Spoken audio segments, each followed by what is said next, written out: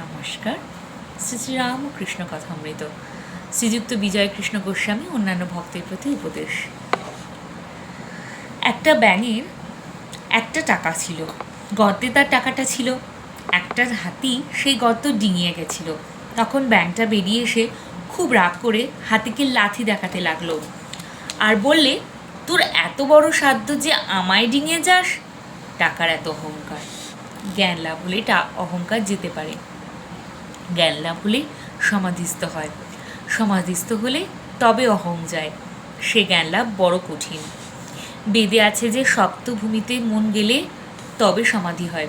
সমাধি হলেই তবে অহং চলে যেতে পারে। মনের সচরাচর বাস কোথায়?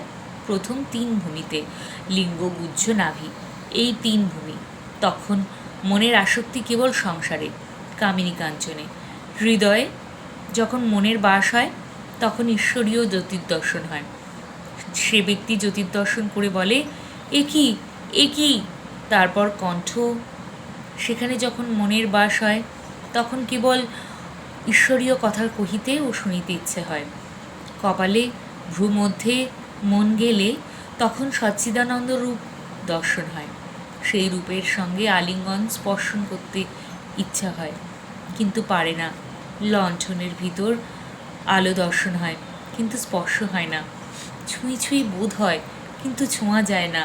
সপ্তম ভূমিতে মন যখন যায় তখন অহং আর থাকে না, সমাধি হয়। বিজয়। সেখানে পৌঁছাবার পর যখন ব্রহ্মজ্ঞান হয়, মানুষ কি দেখে? শ্রীরামকৃষ্ণ। সপ্তম ভূমিতে মন পৌঁছালে কি হয় মুখে বলা যায় না। জাহাজ একবার কালাপানিতে গেলে আর ফেরে না। জাহাজের খবর আর পাওয়া যায় না। সমুদ্রের খবর জাহাজের কাছে পাওয়া যায় না। নুনের ছবি সমুদ্র মাপতে গেছিল, কিন্তু যেই নেমেছে অমনি গলে গেছে। সমুদ্র কত গভীর কে খবর দিবে? যে দিবে সে মিশে গেছে। সপ্তম ভূমিতে মনের নাশ হয়, সমাধি হয়। কি বোধ হয় মুখে বলা যায় না। যে আমিতে সংসারী করে, কামিনী কাঞ্চনে আসক্ত করে, সেই আমি খারাপ।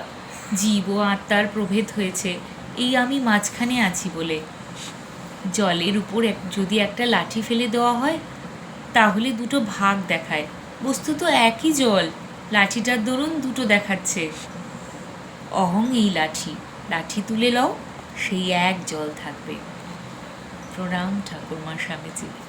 নমস্কার।